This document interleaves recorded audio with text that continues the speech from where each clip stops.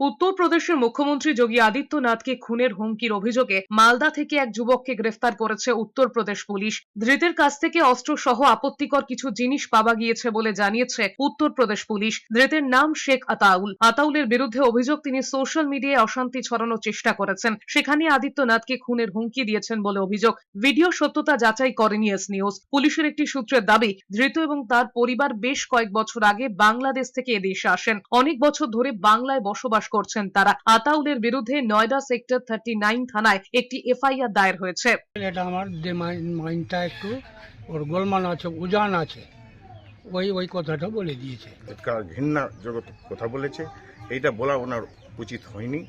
এইটার জন্য আমরা ক্ষমা চাইছি। খেটে গেছে, রিক্সা চালাচ্ছে, টোটো চালাচ্ছে, চক্কর মারছে। ওখানকার দিল্লিতেও ইনকোয়ারি শাহিনবাগে করতে পারেন কি করে এই ছেলেটা, বা ওখানে লোকাল লোক যেটা আছে ওদেরকেও জিজ্ঞাসা করতে পারেন যে যাকে বলে নিরীহ গরিব